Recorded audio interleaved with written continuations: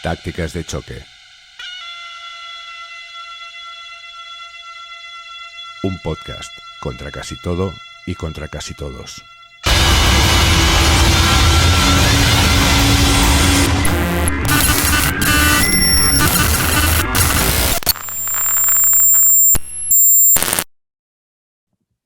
Hola, bienvenidos, bienvenidas a una nueva edición de Vida Extra, esta serie de entrevistas que estamos llevando a cabo en relación a los distintos podcasts que tenéis disponibles en tácticasdechoque.com. Y hoy vamos a hablar a propósito de algunos de los argumentos desarrollados en la primera parte de Death Disco, que es un podcast que presentaremos en dos partes porque el tema es complejo, es amplio y creemos que consideramos que merece un tiempo y un espacio particular. Pues a raíz de algunas de las ideas expuestas en Death Disco, como os comentaba, tenemos con nosotros a Marta Llué, antropóloga, autora del libro Perder la piel y especializada en todo lo concerniente a la muerte y el morir, como ella explica en su blog, en su biografía en el blog. Hola Marta, muchas gracias por estar con Hola, nosotros. hola, ¿qué tal? Muy bien, muy contentos de tenerte aquí. La primera pregunta que quería plantearte, y es un poco el punto de partida del podcast, el podcast en gran medida lo que pretendo en ese podcast es pensar un poco sobre cómo hemos entendido la muerte en los últimos 40, 50 años y plantear el cómo, desde la visión cultural, que es la que me atañe más directamente, ¿no? Sobre cómo se va a reflejar esto en la cultura popular en concreto, cómo va a cambiar, si es que va a cambiar, nuestra relación con la muerte a partir de la pandemia, ¿no? Si la pandemia es un reencuentro, un redescubrir la realidad de la muerte, una realidad que parece haberse ficcionalizado en cierta medida a través de la cultura, y cómo esto, qué consecuencias va a tener si es que va a tener. Entonces, obviamente, mi primera pregunta es si ha cambiado nuestra manera de entender la muerte o si va a cambiar nuestra manera de entender la muerte a raíz de las circunstancias que estamos viviendo actualmente. Ah, a ver, de entrada, cambiar ha pasado muy poco tiempo para poderlo observar y además seguimos en pandemia, con lo cual la observación se hace más compleja. Lo que sí que espero es que cambie, a pesar de que no se ha visualizado, se ha contabilizado la muerte, pero no se ha visto. Tampoco hemos visto los entierros porque muchos ni se han producido, han sido efímeros. Pero circunstancias de ese tipo tan generalizadas, todavía no habíamos tenido ninguna que se pudiera comparar, excepto las guerras y todo eso, pero tan generalizadas que afecten a cualquier nivel de la población y a cualquier país o cualquier territorio, un impacto ha de tener seguro. Y seguramente serán en las performances, en lo que se haga en torno a las pérdidas a partir de ahora. Hasta ahora, algunos empezarán a explicarlas, de momento no se ha explicado gran cosa, pero yo creo que funcionará como han funcionado los últimos cambios. Después, si quieres, lo hablamos. Primero a través de la red, de lo que vean a través de la red, y sí que estará impregnado de creatividad absoluta, que es lo que he venido observando o hemos venido observando los que más o menos nos dedicamos a esto en los últimos 22 años.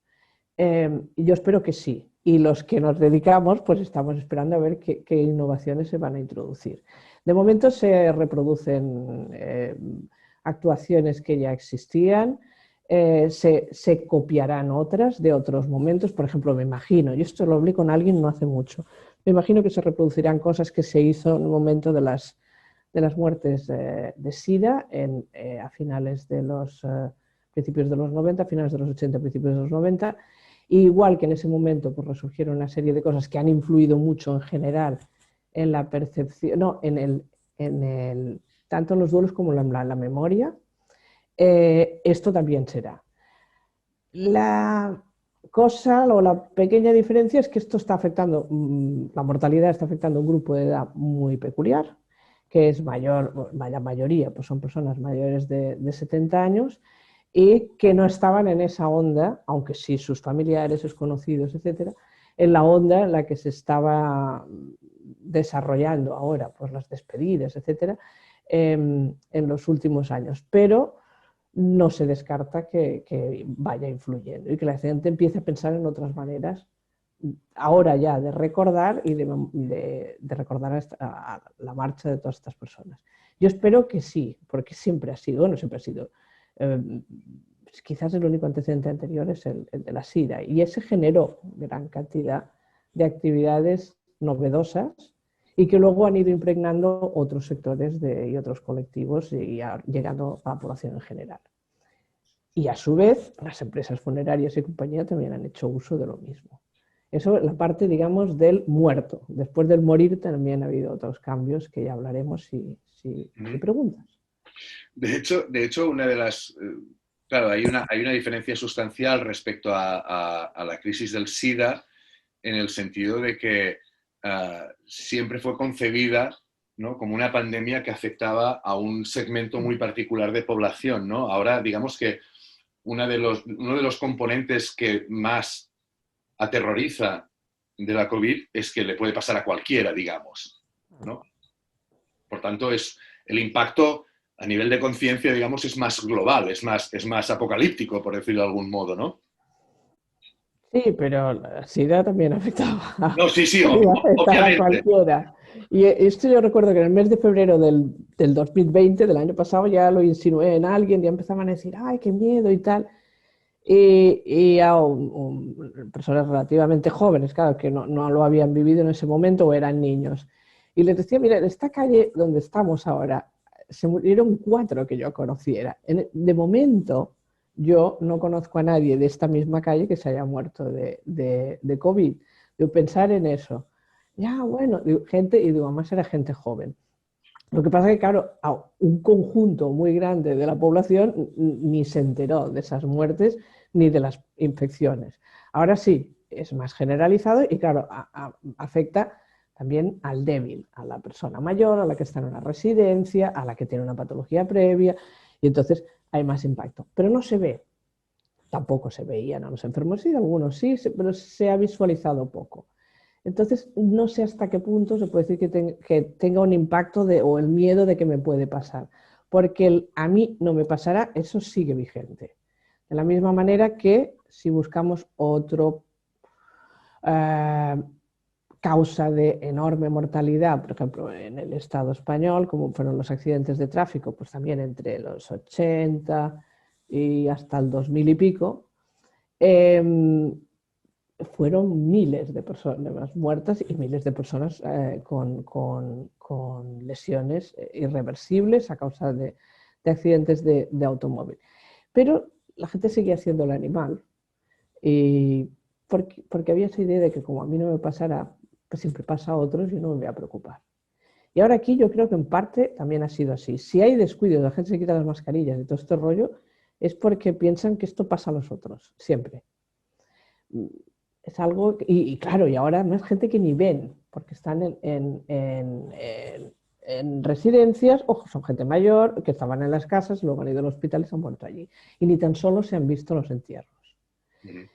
Ese sería el punto extraño. Si hubiera afectado a otro grupo de edad, la mortalidad más visible, es posible que las reacciones ya las hubiéramos empezado a ver, pero de momento no las he visto, pero supongo que la situación de pandemia impide que se desarrollen, pero saldrán. Acostumbrarse, la gente empieza a decir, lo tengo cerca, ya tengo un vecino que, pero no lo ven. Saben que la abuela de no sé quién se murió, pero claro, ella era muy mayor. Impacta más casi, no la pérdida definitiva, sino las formas de morir, es lo que más se ha descrito, que no las formas de despedir o lo que vamos a hacer para recordar a esa persona. Y las contradicciones yo diría que están en el hecho de que, no digo que se sobredimensionen porque me pegarán 50.000, pero en el hecho de que, es que se ha muerto de SIDA. ¿Cuántos años tenía? No, tenía 97. Bueno, seguramente, de SIDA, perdón, de COVID. Seguramente el COVID no lo ha matado, sino lo ha matado la patología previa que tenía o la edad, que ha favorecido pues, que al final pues, haga un infarto y entonces se muera. Entonces lo ven diferente. Es decir, algo le ha matado, pero es que antes igual, también el ictus los mataba la cardiopatía le mataba. Entonces, estamos danzando en esa dos vertientes. Por un lado, que no se ve, pero que hay 20.000 muertos hoy, por ejemplo, se contabilizaban en Cataluña, pero que no se ve. Y eso puede dificultar el desarrollo de cambios de actitud, imagino, por esa no visualización, cosa que en la SIDA era más. En el SIDA era más visible, primero porque era gente más joven y porque ellos, los colectivos, lo hicieron que se visibilizara. Y aquí es lo único que hay que hacer es esperar y ver a ver qué es lo que ocurre, pero no parece que haya. De momento no hay grandes manifestaciones de iniciativas de tipo creativo como hubo en aquel momento, pero espero que vayan saliendo. Bueno, supongo que, entre otras cosas, como tú bien dices, todavía estamos en ello, ¿no? Y claro. O sea, todavía no hemos tenido tiempo de procesarlo, por decirlo de algún modo, ¿no? Ni de tener la posibilidad de hacerlo. Por ejemplo, de hacer pues, un entierro especial, por decir algo, para fulanito que se murió tal día porque no nos dejaron, porque no se podían reunir más de tantas personas, etc. Tampoco los observadores hemos tenido ocasión de poder hablar o poder intercambiar información con los informantes y saber si alguien ha hecho alguna cosa. De momento, lo que me llega no ilustra nada, pero espero que con el tiempo se vayan introduciendo cosas. Incluso puede que hagan cosas muy a posteriori, como pasa en otras catástrofes. Es decir, que a lo mejor dentro de un año haya gente que quiera memorializar el recuerdo de fulanito y entonces empiecen a introducir cosas. Ahora que se ha abierto todo, que ya tenemos vacuna, vamos a hacer una fiesta o una celebración para recordar al abuelo, por ejemplo. Una ritualización del duelo, ¿no? De alguna manera. Sí, o sea, vamos a apropiarnos de la ceremonia de recuerdo, en este momento ya de recuerdo, de la persona que perdimos pues, en mayo del 2020. Uh-huh. Hay un matiz muy interesante que tú comentas, reiteradamente además, que es la no visibilidad. Y sí es cierto, ahora mientras lo contaba estaba pensando y realmente uno tiene muy claras en la memoria, ¿no? Las imágenes de personas agonizando por culpa del síndrome de inmunodeficiencia adquirida por el SIDA, ¿no? Esas imágenes terroríficas que todos hemos visto, ¿no? En cambio, no estamos viendo estas imágenes con los enfermos de COVID, o no tanto, digamos, no son tan obvias. Y por otra parte hay esta especie de tabú, ¿no? En el cual los muertos se reducen básicamente a números. Son números que vemos en las noticias, son cantidades, ¿no? Ahora decías, 20.000 muertos en Cataluña, ¿no? Pero 20.000 muertos que son un 2 y 4 ceros. Es decir, no va acompañado de una imagen que me enfrente a la realidad, al drama que es, ¿no? Que mueran 20.000 personas de esta enfermedad. Entonces seguimos perpetuando, creo yo, ¿no? Este tabú, este matiz casi obsceno de mostrar la muerte en toda su crudeza, ¿no? Obsceno en tanto aquello que no debe ser mostrado en público, una cuestión muy íntima, ¿no? Muy propia del ámbito privado. Pero por otra parte, y es una de las cosas que se plantean en el podcast también, este tabú que parece inamovible todavía, se combina con una cultura donde hay un mostrar la muerte de una manera muy cruda y cada vez más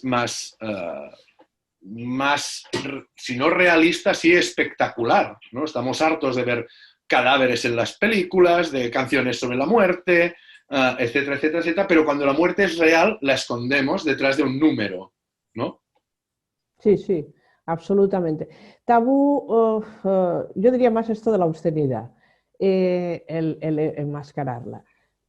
En el momento, los momentos más, bueno, más terribles del SIDA, sí, como tú has dicho, sí que hay cantidad de imágenes, pues incluso de personas muy conocidas, no te digo que en fase agónica, pero muy deteriorados físicamente y no había problema de mostrarlos. Pero a partir de, estamos hablando de los principios de los 90, el proceso de enmascaramiento y empieza a crecer, de considerar que determinados aspectos físicos no deben ser mostrados, que se puede considerar obsceno y también enseñar pues, un cadáver, que eso forma parte de una fealdad que tenemos que ignorar, que como que no existe, que pasa a otros, etc.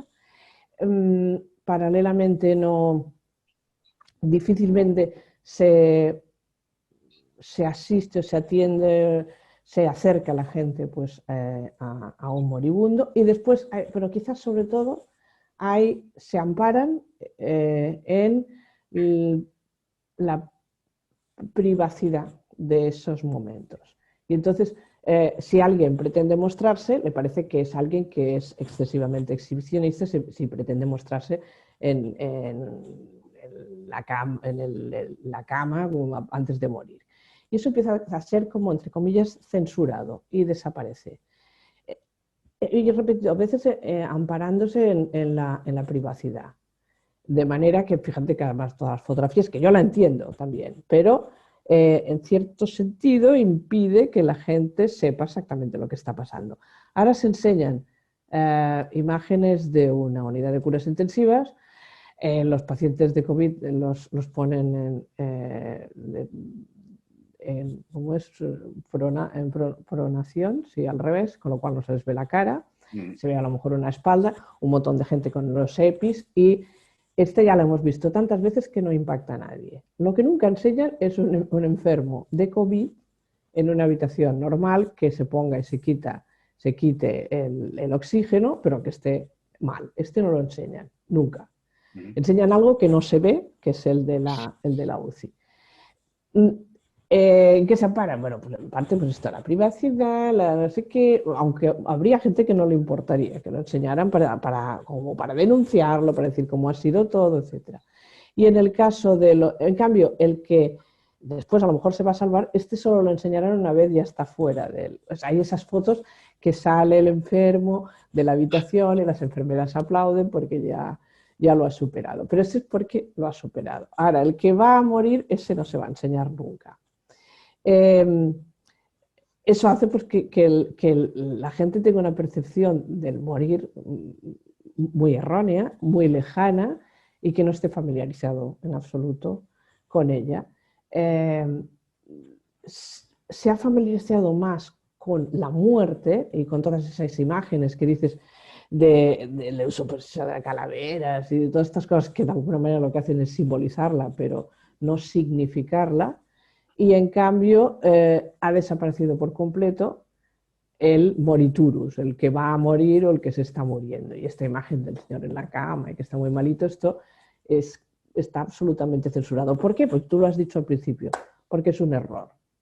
Ahí algo ha salido mal, no vamos a poder salir por el pasillo de la clínica y me van a aplaudir porque me he superado y este señor se va a morir. Por tanto, como es un fallo y ya nos hemos equivocado o ha habido algo que no ha funcionado, esto no lo podemos enseñar porque es un error. Y además luego argumentarán, no, y además la privacidad, patatín, patatán, independientemente de lo que pueda decir el protagonista de ese fenómeno.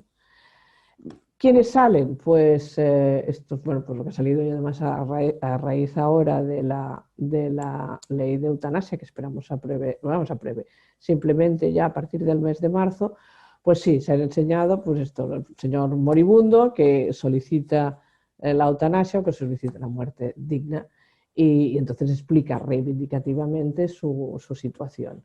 Eso todavía, pero se ve como algo ajeno o como algo de una persona que no ha sido capaz, los que son detractores de la eutanasia, que no ha sido capaz de superar esa circunstancia. Pero no se ve como algo que puede ser más habitual de lo que es, ni tampoco como un moribundo, sino simplemente como una reivindicación. Así que esa parte se esconde. ¿Cuál se visualiza más? La posterior, pero no te enseñarán tampoco grandes ataúdes ni cosas de este tipo, pero sí que se banalizará más la muerte simbólica, no la sígnica, no la que ves la identidad cerca. Está bien, porque la otra, pero claro, al mismo tiempo también ayuda a enmascarar la muerte real. Es decir, toda la simbólica pues es divertida y ya está bien, a mí me encanta porque tengo miles de gadgets con cosas de esas y antes no los tenía. O sea, hace 25 años era imposible, pero ahora los tengo. Pero eso enmascara también la realidad. ¿Cuál es la consecuencia? Pues que no sabemos morir y no sabemos entender la muerte del otro. Y ese quizás es la dificultad mayor que tenemos en este periodo. Has mencionado un par de cosas que me gustaría desarrollar. Mucho. La primera de ellas, sí, es que me gusta mucho porque es un torrente de ideas y todas son igual de interesantes.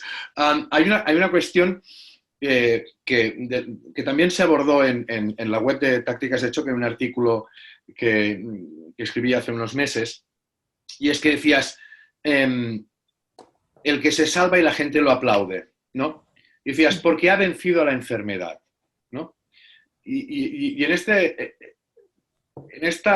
tabú, digamos, de la muerte del que estamos hablando, ¿no? De esta forma de entender mal la muerte, como tú planteas, ¿no? O de no entenderla, básicamente, hay dos cuestiones, ¿no? Por una parte, como ya has mencionado, la idea de la muerte es un accidente o un fallo, algo no ha salido bien y esa persona se ha muerto, o algo que me parece muy terrible. Y yo me he estado fijando me sigo fijando porque todavía estamos ahí, en el lenguaje que se utiliza sobre todo en los medios, ¿no? Fulanito o fulanita de tal ha logrado vencer a la enfermedad. Luego me estás diciendo que el que ha muerto ha perdido, ha sido vencido, ¿no? Como si dependiera del enfermo curarse o no curarse, como si morirse fuera culpa de la pobre persona que está enferma, por decirlo de algún modo, ¿no? Entonces hay esta idea de la muerte como accidente, la muerte como fallo o la muerte como derrota o como rendición, ¿no? Nunca como el final natural de todas las cosas, que nos guste o no nos guste, somos seres finitos y ahí vamos a acabar todos, ¿no? Pero se insiste mucho en evitar esta confrontación con la realidad del hecho biológico de la muerte, de que nos vamos a morir todos. Sí, sí. Además, toda la contaminación, y lo siento por ellos, pero la gran contaminación de ideas y de términos, etcétera, es la prensa, básicamente. La derrota. Después de una larga lucha contra la enfermedad, fulanito nos ha dejado. O sea, además nos ha dejado, como si él hubiera decidido, de bueno, ahora ya plego. Algunos tan de bo. Algunos ojalá hubieran podido dejar irse antes, ¿no? Por ellos mismos, pero después de una larga lucha. El que sobrevive es lo que decías tú, el que sobrevive es que lo ha vencido él. Y los pobres médicos esa vez ya no tienen nada que hacer, porque resulta que no han ayudado, ni la naturaleza no ha ayudado, sino que ha sido él que ha luchado. Es algo que me subleva, pero es que reiteradamente aparece en los medios de comunicación y entonces la gente lo hace suyo. Y entonces en la conversación habitual es lo que dicen, no, es que ha tenido una lucha intensa contra el cáncer, ha vencido al cáncer o el cáncer ha podido con ella. Esto ya había hace años que se hablaba de este tipo de terminología. Es completamente absurdo, porque entonces eso resulta que hay un montón de desgraciados que, bueno, un montón, no todos somos los desgraciados porque nos morimos a causa de una enfermedad y no hemos tenido suficiente capacidad para enfrentarnos. Y la inversa es el que fulanito que ha tenido una historia de superación, que esto es un tema que últimamente me revienta enormemente. Ha tenido es un ejemplo de superación. Un señor que tiene un accidente, que se destroza todo de arriba abajo, no supera nada, simplemente sobrevive, pero no, supera si tú te planteas físicamente bien un objetivo complejo y lo asumes. Pero si tú tienes un padecimiento y este padecimiento pues tiene que ser seguido por médicos, rehabilitaciones y tal, y bueno, pues al final puedes tener una vida más o menos normal, no estás superando nada porque no te lo has planteado tú, sino se te ha impuesto. Claro. Lo mismo que la muerte, pues uno primero nos vamos a morir todos y no vencemos enfermedad alguna, simplemente pues que nos hemos curado porque la medicación nos la han puesto bien o ha funcionado y otro pues nos ha curado. Es muy absurdo, pero lo más absurdo es que quien vende esa terminología, esas expresiones, esas ideas, etcétera, y la gente se lo traga, es a través de los medios de comunicación. Y llega un momento que subleva a todos, tanto al familiar del que se ha muerto en 15 días, porque todo se ha desmoronado, como el que ha tardado mucho en morirse, como el que ha salido adelante. Dices, bueno, yo no he hecho nada. ¿A qué viene toda esta cosa? Y entonces con esto ya lo separan o lo alejan de la cotidianidad de todo el mundo, del resto.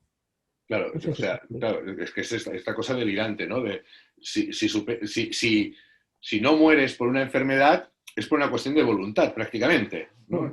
Luego, si te mueres es porque tú quieres.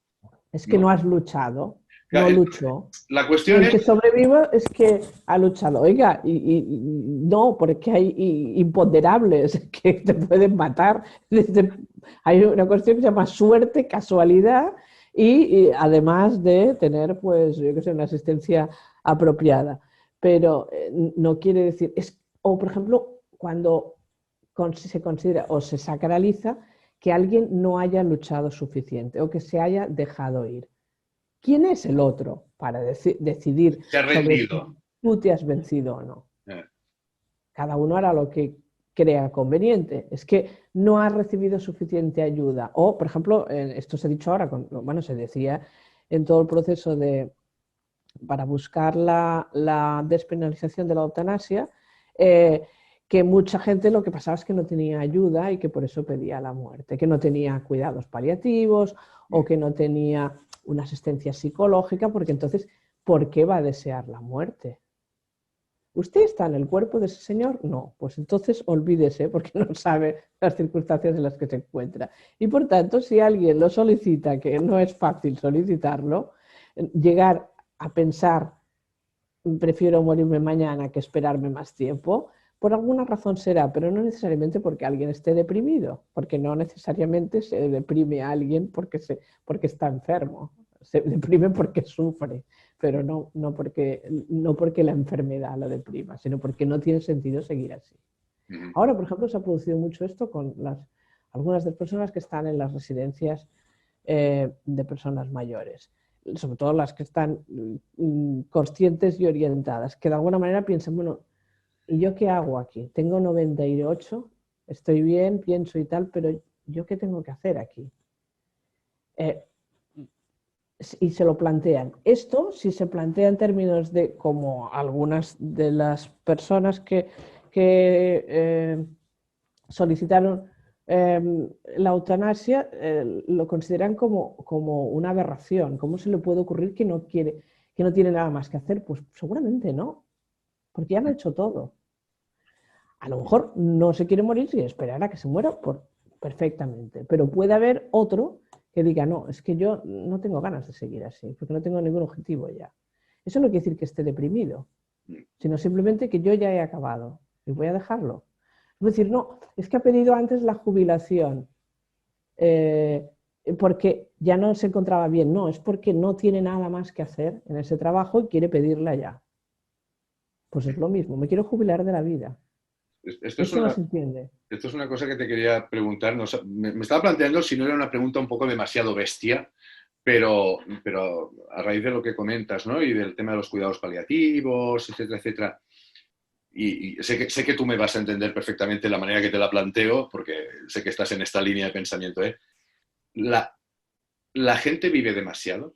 Es decir, estamos obsesionados con prolongar la vida más allá, en algunos casos, evidentemente, más allá de lo lógico.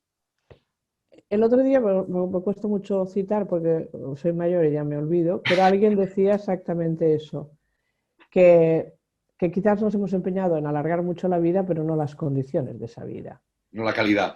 no la calidad. Y entonces no tiene ningún sentido. Entonces decía, estamos intentando alargar la vida de personas con Alzheimer, pero con una calidad de vida deplorable. Y eso tampoco es.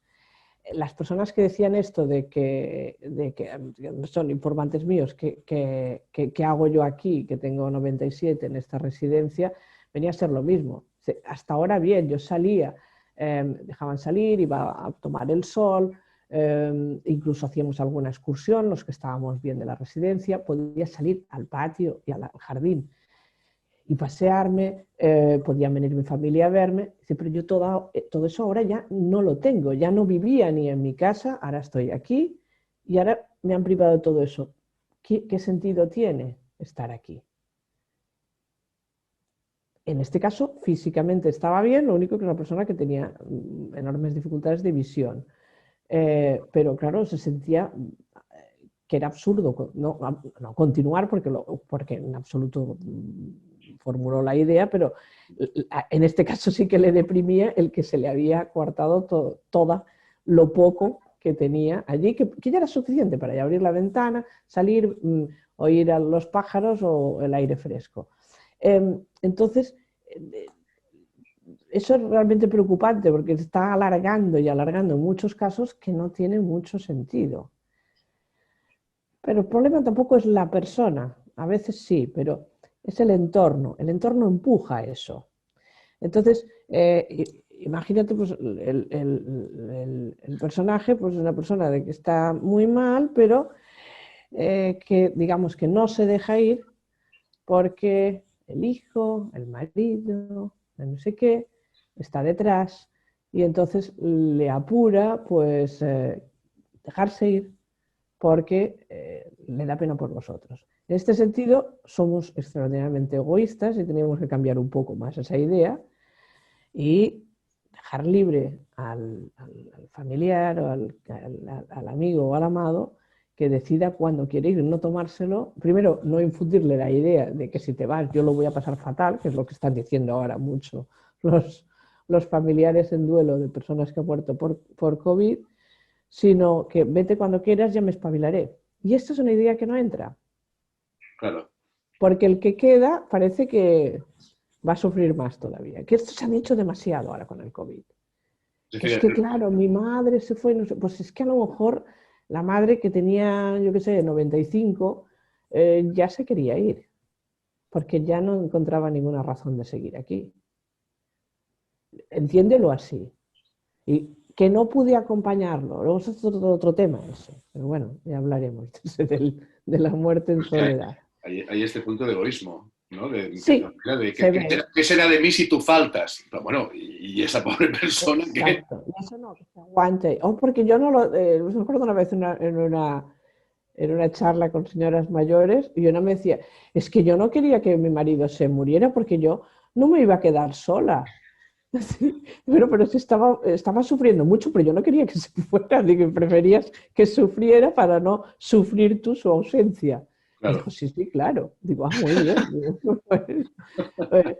Entonces somos extraordinariamente egoístas en ese sentido, porque y de alguna manera se le está infundiendo al moribundo. Y entonces eso no llega al momento en que se deja ir porque piensa lo mal que lo van a pasar, etc. Entonces yo creo que habría que cambiar y girar la cosa. Hemos de ser egoístas con nuestras propias vidas y no por la pérdida de la del otro. Es decir, que esa persona que está en situación terminal tiene que poder decidir lo que quiere hacer y dejarse ir y no pensar en el otro en absoluto. Ser menos egoísta en este sentido. Pero por los otros no han de influir, claro. Y esto es difícil. Esto es lo que más o menos he ido observando estos meses, que las argumentaciones siempre serán las mismas. Es decir, es que yo no quería que muriera así. Bueno, que muriera así. Nadie queremos que se muera nadie de una manera particular. Claro. Uno puede hacer una desiderata y decir, pues yo generalmente decíamos de repente, pero hay gente que dice, no, de repente no, porque si no, no tendré nada preparado. Bueno, pues prepáralo. No tenemos desiderata. Entonces, esa muerte así, ¿y quién la decide? Es que murió solo, esa es otra. Murió solo, ¿vale? Antes del COVID, ¿cuánta gente moría sola? Mucha. Porque se podía morir en la habitación de la residencia, en la habitación del hospital, en su propia casa, y luego te lo encontrabas. Y se había muerto solo. Es una posibilidad muy común, no es imposible. Que si lo acompañas estarás mejor, sí, bueno, se puede discutir que sí, y que teníamos derecho a eso, que muchos se les ha privado ahora de ese derecho por razones de la pandemia. Pero en otras circunstancias también ocurría. Yo creo que se ha hecho demasiado tremendismo respecto a la tasa, sí, porque es demasiado elevada, pero a las maneras se ha hecho excesivo tremendismo, pienso. Volviendo recuperando un momento este punto inicial que te decía de la obsesión por alargar la vida, ¿no?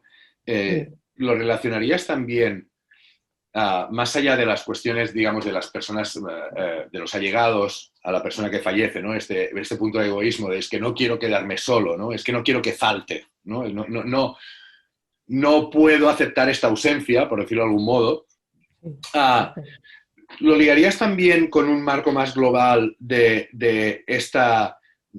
este intento, digamos, consciente o inconsciente de negar la realidad de la muerte?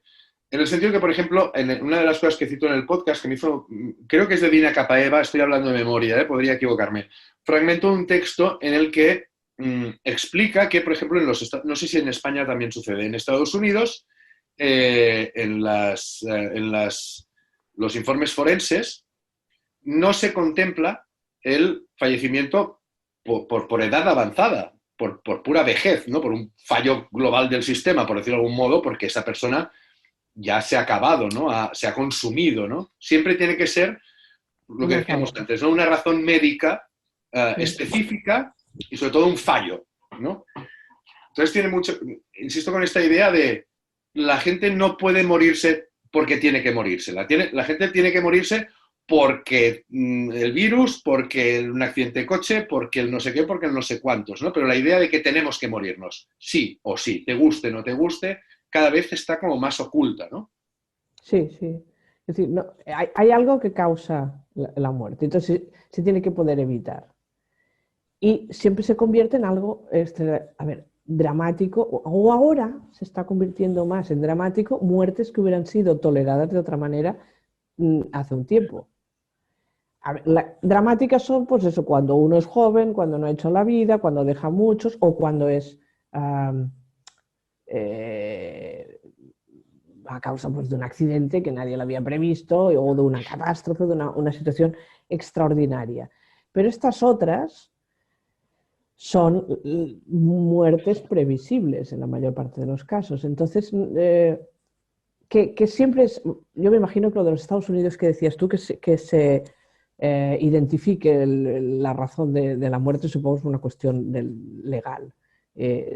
Causa de la muerte, pues, el infarto, lo que sea. Me imagino que en Estados Unidos es así. Y aquí igual. Supongo que el que tiene que hacer el certificado médico tiene que poner algo. Y generalmente, pues bueno, fallo cardiorrespiratorio, lo que sea, en el caso de una persona mayor. Pero sobre todo, yo insistiría más en la pérdida. O sea, lo que reflejan los que pueden llegar a perder a alguien es que ahora les da más pena cuando son muertes previsibles. ¿Que se hubiera podido evitar? No lo sé. Sí que pasa que la gente en el último momento, ahora con el COVID ya no diría tanto, no lo diría porque no lo sé, pero sí que en el último momento la gente siempre en desesperación va al médico. Como porque piensa que de alguna manera no movilizarse en ese momento final es como dejarlo morir. no atenderlo. Ujú. Es una tontería. Pero también es cierto que ahora en casa se muere más cuando hay curas paliativas a domicilio y por tanto algunos más sí que tendrán también más experiencia en ese sentido y podrán entenderla como una muerte más digerible. Yo pienso que con el paso del tiempo se irá asumiendo un poco más. Sobre todo, esto por ejemplo podría ser, se me va ocurriendo, una de las ventajas quizás del COVID, y es que si pueden ser asistidos domiciliariamente y no han querido o no ha sido oportuno ya llevarlos a un hospital porque es una persona mayor, etcétera, quizás se asista en casa, si tienen la ayuda de las curas paliativas a domicilio, los padres, y entonces se empiece a digerir de forma distinta, en el sentido de que habrán podido estar con ellos y habrán podido entender esa fase final. Pero si seguimos trasladando situaciones predecibles a los hospitales, esa idea no la vamos a tener. Pero la gente a veces no puede. Es posible que ahora cambie, que como ir al hospital va a ser peor para todos, para el acompañante y para el propio enfermo, porque a lo mejor tiene que morirse solo, etcétera, vamos a quedarnos en casa y vamos a recibir un tratamiento paliativo. Y entonces vamos a ocuparnos nosotros de ese final de vida. Y eso puede, se me ocurre ahora, que puede que cambie algunas actitudes y mayor experiencia delante de esa situación. Pero la respuesta en principio impulsiva de cualquiera es, aunque veas que aquello ya está al final, es llevarlo al hospital. Y entonces al final, pues esto es morirse en el pasillo, pues porque no se le puede atender. Ujú. Como que alguien va a salvar y no dejar ir. Respecto a este tema del No sé si posible... respondo, porque me Sí, estoy yendo por los sí, terrenos de es que yo Úbeda. estoy encantado de la vida, oye. O encantado de la No muerte. sé si En este respondo. caso. He cantado la muerte. Am, Planteabas ahora, ¿no? Un posible cambio de paradigma en la relación, ¿no? Con la muerte. Podría ser. Antes de especular sobre este posible cambio de paradigma, sí que has mencionado hace un rato un cierto cambio de paradigma en los 90. Sí. ¿Podrías desarrollarlo un poco, explicarnos un poco en qué consistiría este cambio de paradigma que tú localizas a finales de los 80, primeros 90, quizás coincidiendo con el SIDA? No sé si es casualidad o no, ¿eh? También. Hay varias cosas, muchas, varias, que confluyen a partir de finales de los 90. Bueno, el SIDA una, que implica pues, afrontar la muerte desde edades muy tempranas, en un colectivo enorme de personas muy jóvenes, que eso sí que podía, ya estaba empezando a pasar con los accidentes de coche y tal, pero esto amplía las edades, a pesar de que siempre es gente joven, menores de 50 años y mayores de 18, por decir algo. Los de los accidentes eran menores. Eso por un lado, que sí que tiene una importancia, pero podría decir que tiene una dimensión más puntual. Después está que a partir pues, de mediados de los 80 y a finales de los 80 ya está bastante más consolidado, es las curas paliativas. Es decir, empezar a pensar que no necesariamente, o sea, que una persona que tiene un cáncer no necesariamente hay que esperar a que se muera y dejarla sola, y no hay nada más que hacer, sino que sí, hay algo más que hacer dentro de un campo médico y es procurarle unos cuidados que palíen el sufrimiento al final de la muerte. Esto empieza a salir a partir pues, de la implementación de las curas paliativas en todo el mundo, a partir de Inglaterra, pero sobre todo, y luego aquí en España muy tardío, pero aparece puntualmente, incluso pues, en Cataluña el primer hospital que hace cosas es el Hospital de Vic. Eso se empieza a implementar a partir de los 90, 90-95. Empieza a contemplarse que el sufrimiento no tiene que existir per se y empieza también a contemplarse que se puede paliar con drogas y eso no hace falta drogas con morfina, etcétera, y no hace falta considerar que aquella persona que va a ser sometida a un tratamiento con morfina para evitar el dolor y el sufrimiento se le vaya a acelerar la muerte, ni se vaya a convertir en un drogadicto, que es lo que decían, y de eso tengo pruebas personales.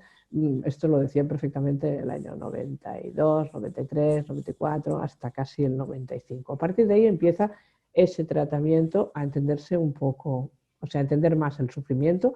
El sufrimiento en niños todavía es más, en recién nacidos tarda todavía un poco más y no se empiezan a hacer tratamientos tanto paliativos como del dolor en el recién nacido hasta más tarde, porque se consideraba que neurológicamente no estaban desarrollados y no sufrían.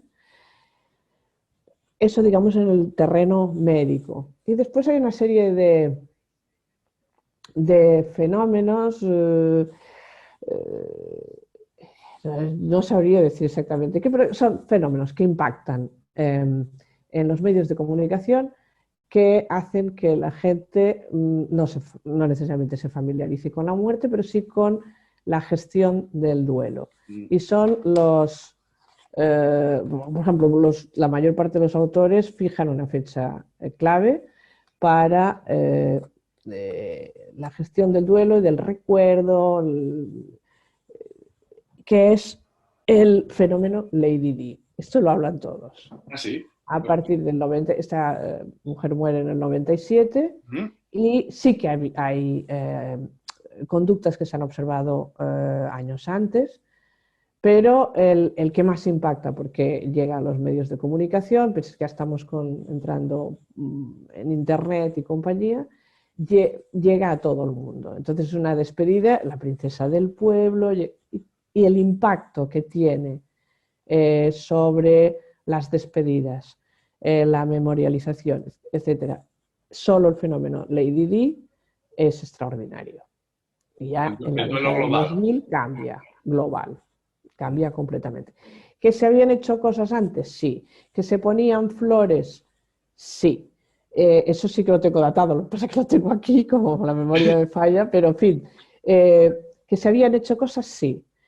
Pero lo que realmente resulta explosivo y afecta mundialmente es la muerte y la retransmisión del entierro de Lady Di. Por ejemplo, poner a Elton John pues, tocando la canción aquella, pues esto ha marcado. Y claro, no te digo que pongan a Elton John en todos los entierros, pero la gente empezaba ya a atreverse a hacer cosas de ese tipo.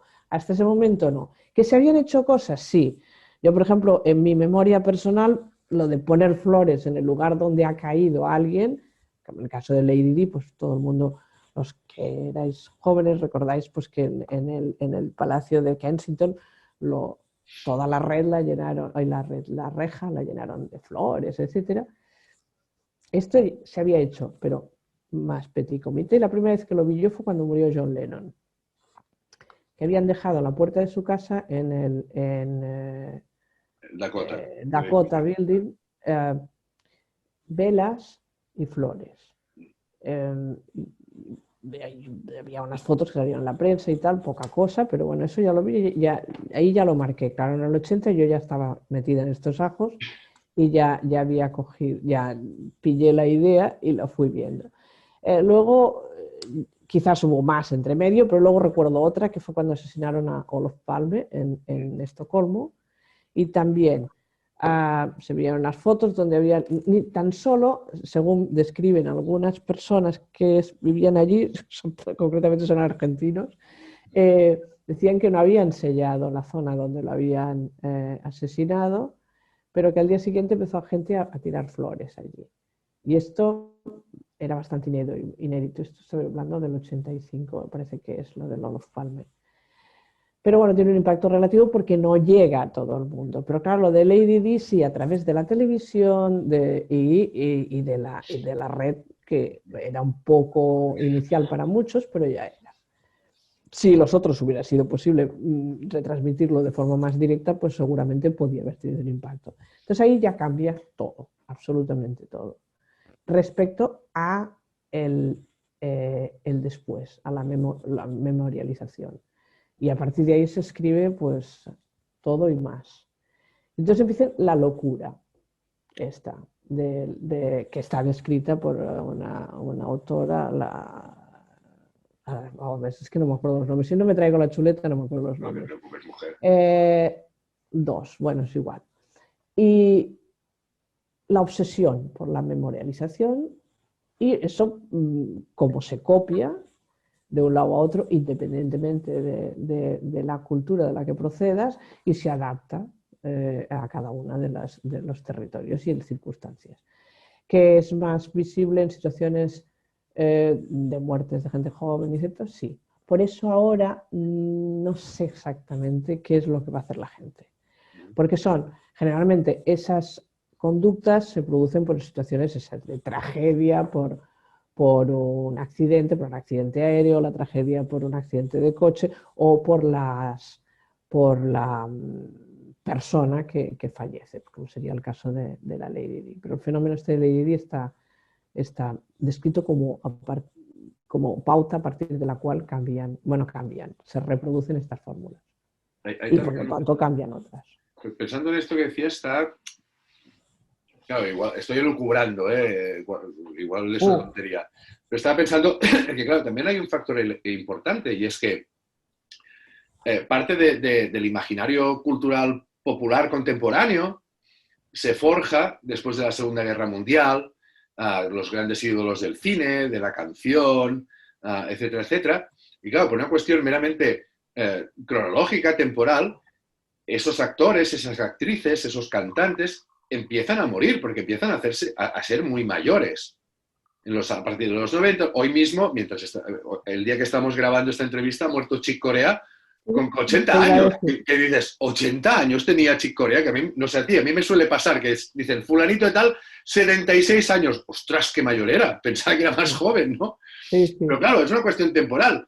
El Star System va desapareciendo y son muertes de un gran impacto popular porque son figuras reconocidas un poco como lo de Lady Di, ¿no? Son figuras globales, de influencia global. Yo recuerdo, bueno, volviendo al tema del SIDA, la muerte de Rock Hudson, que fue una cosa, digamos que fue en gran medida, a nivel mediático, la masificación de la conciencia del SIDA fue la muerte de Rock Hudson, en gran medida, ¿no?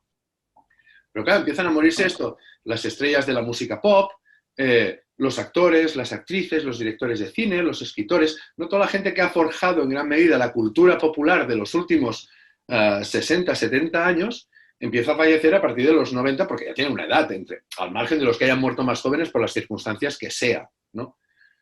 Y claro, también esto obliga a convivir con una realidad de la muerte muy distinta y obliga a un duelo global como el de Lady Di, ¿no? Pienso, no sé, Freddie Mercury, hay ejemplos, hay a tutiplén, ¿no? Pero luego, paralelamente, es una cosa que quería introducir, y lo he apuntado al principio, creo que tú ya lo has despachado en gran medida, ¿no? Pero cómo todo esto se acompaña con una presencia cada vez más notable y más cruda de la muerte en el imaginario cultural, ¿no? Donde antes decíamos, ¿no? Las calaveras, bueno, un tema que sé que te gusta y a mí me tiene también bastante fascinado, que es el dark tourism, el turismo oscuro, ¿no? ¿Cómo lo sabes? Porque creo que lo comentamos tú y yo, o lo leí en tu blog. No, lo leí en tu blog, lo del dark tourism. Creo que hacías una anotación donde decías que te interesaba. Yo me documento muy bien antes de entrevistar a la gente. Ya. No, bromas aparte. Pues esto, el turismo oscuro. Incluso es curioso, yo, que soy padre de una niña pequeña, ¿no? Y ves como en los dibujos animados, en las series de televisión, la muerte empieza a aparecer cada vez de una forma más abierta, ¿no? Pensar en Walt Disney y la muerte, por ejemplo, es algo que te explota un poco el cerebro, ¿no? Y en cambio cada vez está más presente, ¿no? Que supongo, y creo que antes apuntabas algo similar, que esos ejercicios simbólicos no dejan de ser formas de exorcizar, ¿no? De catarsis, de, bueno, tenemos que aceptar que hay que morirse, pero como no queremos aceptarlo en el plano real y alargamos la vida de la gente hasta lo indecible, como decíamos antes, lo solventamos en el plano de la ficción, digamos, ¿no? Con estas muertes cada vez más crudas y más obvias, ¿no? Sí, sí. No he pensado mucho sobre eso. Pero bueno, iré por lo del dark tourism.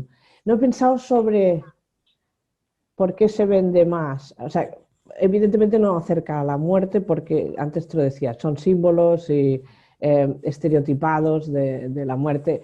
También porque ha venido aquí el Halloween, que aquí no se entendí, no existía, porque las festividades de Todos los Santos eh, no tenían esa posibilidad de usar las calaveras, como por ejemplo en México o en el sur de los Estados Unidos. Pero eh, eso sería la parte simbólica, digamos, que no afecta. Es lo mismo que ver un cadáver en una pantalla. Lo ves filmado un cadáver real. El hecho de hacerlo en dos dimensiones y no verlo en directo eh, cambia la percepción que tienes de la imagen. No lo ves en directo, bueno, y te lo banaliza de alguna manera. Esto sí que hace años que se explica en lo de la televisión, cuando enseñaban cadáveres y tal. No parece, te aleja. Todas las partes simbólicas también alejan. Pero al mismo tiempo, como se venden como algo divertido y gracioso, que ya está bien, pero por supuesto ajeno a la muerte real y al morir, que eso es lo que produce todavía mayor pavor, se puede banalizar. Y entonces aparece poco a poco pues toda esta historia del dark tourism que se empieza a describir. Hoy lo leía para otra cosa que tengo que hablar en un máster. Se empieza a describir en el 2000, es decir, tampoco hace tanto tiempo. Obviamente ya se ejercía, pero no tanto. Pero la locura pues empieza pues hace, diría que 10, 12 años, que es todo esto pues de la pasión por ir a lugares donde se han producido accidentes, donde ha habido catástrofes o donde ha habido muertes como los campos de concentración. Con lo cual se banaliza completamente porque se convierte en un elemento de ruta turística o en una cosa de miedo, no de miedo, de tener una experiencia fuerte, como venden los empresarios turísticos o se vende para la gente joven. No hay, no van a percibir, yendo con ese pensamiento, no van a percibir en absoluto nada de lo que allí se produjo.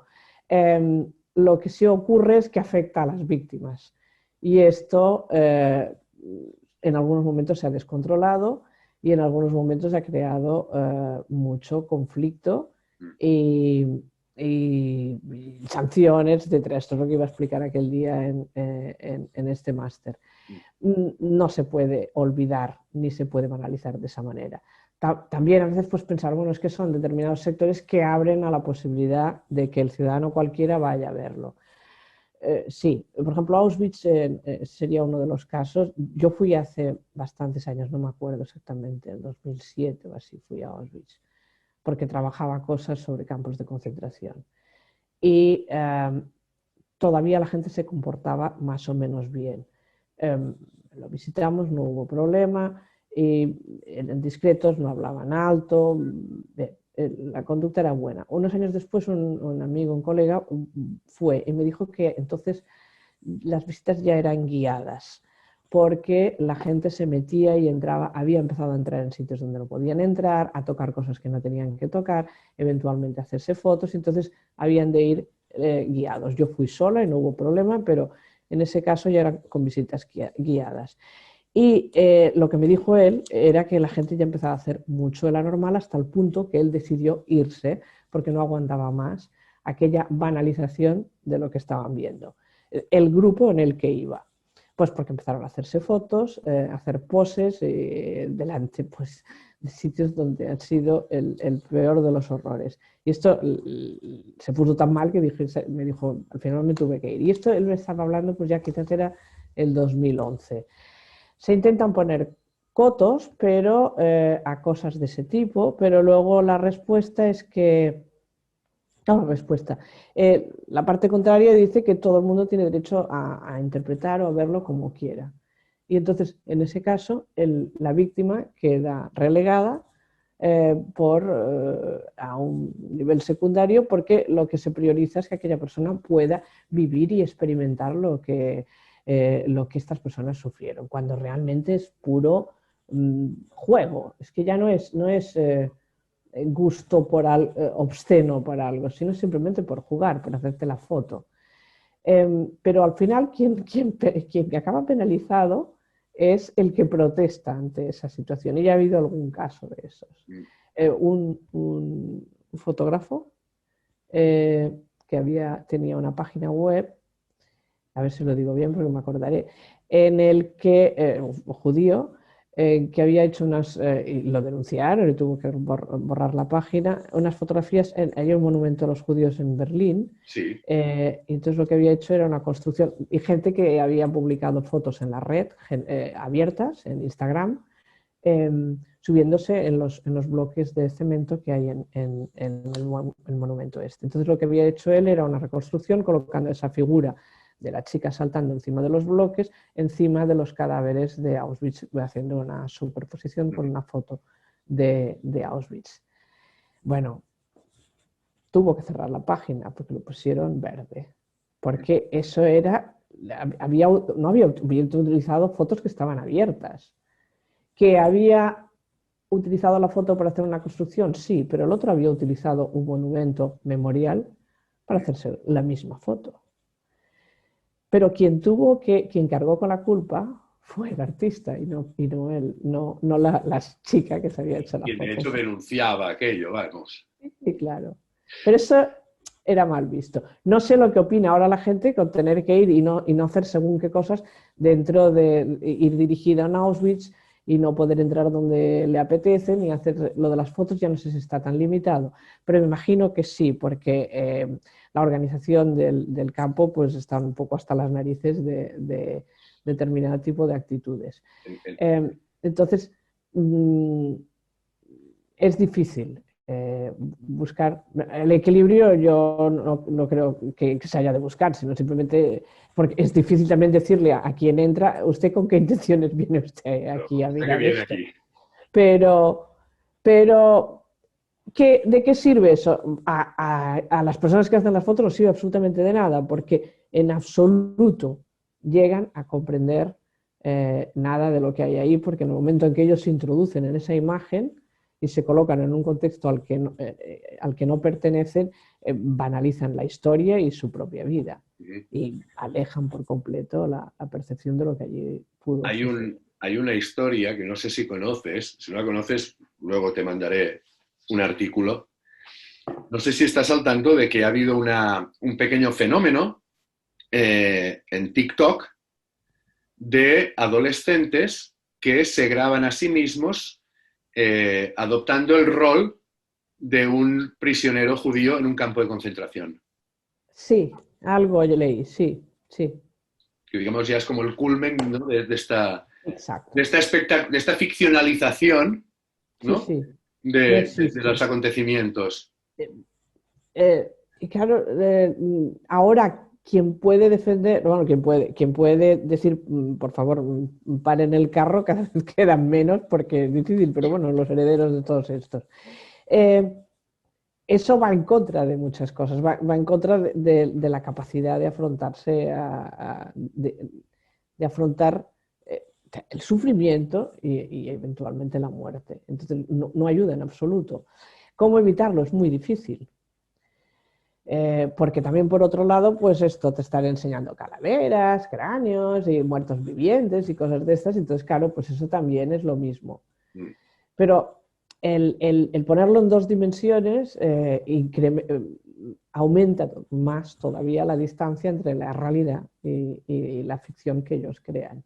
Y sin embargo luego... Esto no ayuda. Y sin embargo luego hay quien quiere conectar esta ficción en cómo redunda o cómo se pretende que redunde en la realidad. Estoy pensando, por ejemplo, cuando los asesinatos de Columbine y se apuntó directamente a Marilyn Manson, porque esos chicos eran fans de Marilyn Manson Ah, sí, eso. Sí, y hubo un juicio mediático a la figura de Manson, que de hecho en Bowling for Columbine, en la película, el documental, sale Manson hablando del tema porque los chicos eran fans de Manson y el típico rollo de estos cristianos zumbados estadounidenses, la culpa era de las canciones de Marilyn Manson, ¿no? Que habían llevado a estos chicos a cometer esta masacre, ¿no? Con lo cual que se intenta conectar esta ficcionalización, esta banalización, de repente, cuando interesa de alguna manera, ¿no? Se conecta con una resonancia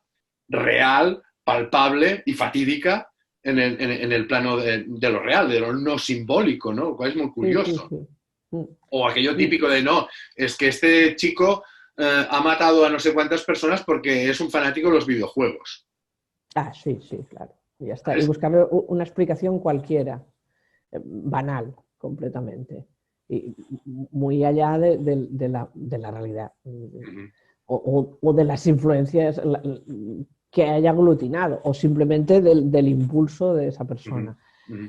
Yo no recordaba esto del Columbine, a pesar de que siempre me ha interesado por la parte de memorialización y compañía, pero esto no me acordaba, y además yo soy fan de Marilyn Manson. O sea que... Eso también lo sé, pero eso lo sé hace años, porque dijiste tú hace muchos años una vez que nos encontramos. Marta, llevamos pero ahora es un rollo, ¿eh? Ahora es un rollo. No, está ya viejo. Está viejo. Sí, no, y además últimamente lo han acusado de abusos y de todo. Sí, todo. Sí. Marta, llevamos casi una hora y tengo un montón de cosas que me gustaría hablar contigo todavía, pero nos estamos pasando muchísimo. Una última pregunta, no, porque está siendo muy, muy, muy agradable y muy interesante. Una última cosa que te quiero preguntar, tú que, digamos, que estudias temas del duelo, etcétera, etcétera. Puede sonar un poco absurda, la canción, pero por volver un poco a la temática del podcast y a lo que será la segunda parte de este podcast que aparecerá en breve, si todo va bien. ¿Cuánto tardaremos en escuchar una canción que hable de las muertes por COVID? No lo sé, no sé. No sé, yo te pregunto, yo no lo sé. Es decir, Una ¿llegaremos a canción, escucharla? ¿Cómo? ¿Llegaremos a escucharla? Sería la pregunta. No lo sé. No lo sé por lo del grupo de edad. No lo sé. La vinculación a la cosa de la salud, al hospital y todo eso, parece que puede que lo dificulte, no lo sé. Y no sé si saldría una cosa así. Otras cosas es posible que empiecen a salir.